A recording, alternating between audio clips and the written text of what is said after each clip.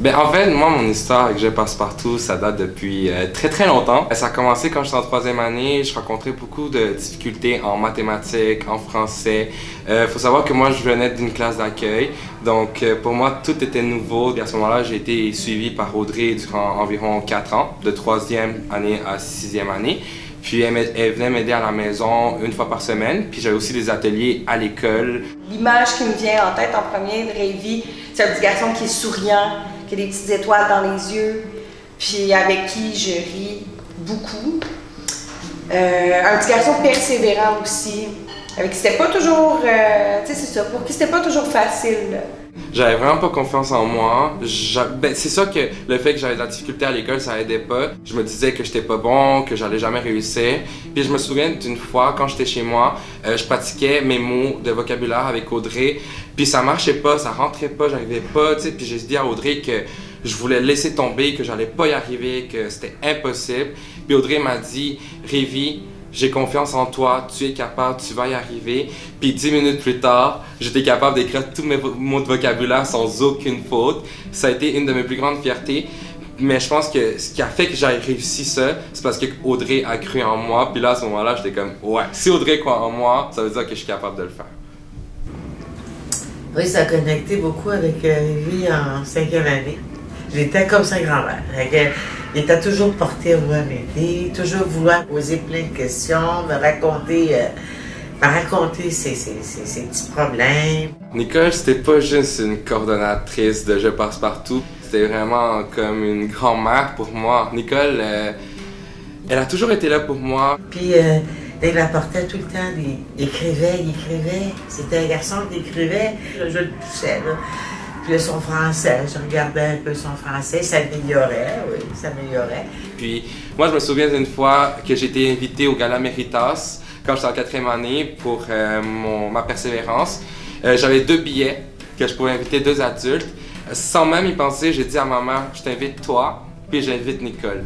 Parce que je voulais que Nicole me voie, je voulais qu'elle soit fière de moi. Puis c'était important pour moi qu'elle sache que tous les efforts qu'elle a mis en moi ont valu la peine parce que je suis reconnaissant. Puis Nicole occupe une place très importante dans ma vie. Puis je vais toujours me souvenir d'elle.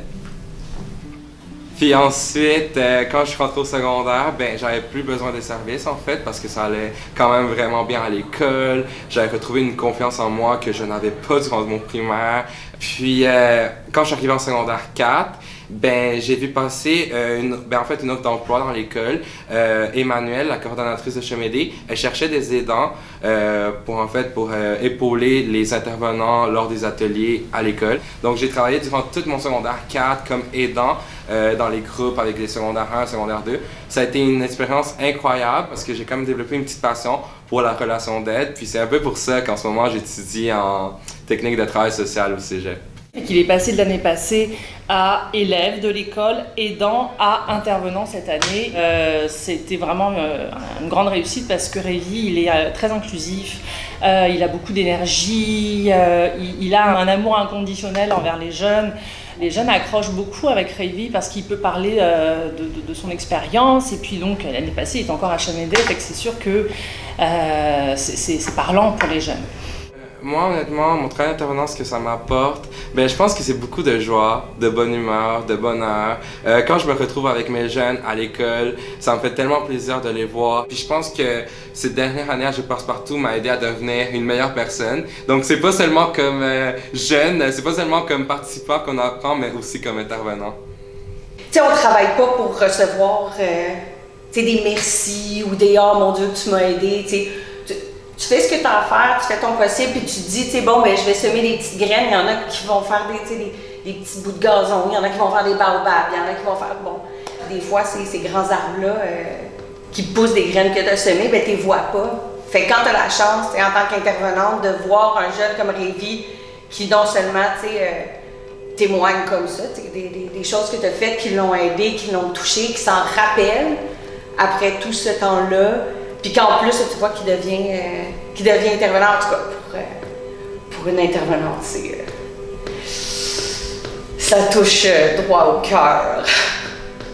Ouais. Je suis fière du parcours de Révi, vraiment, là, comme une grand-mère est fière.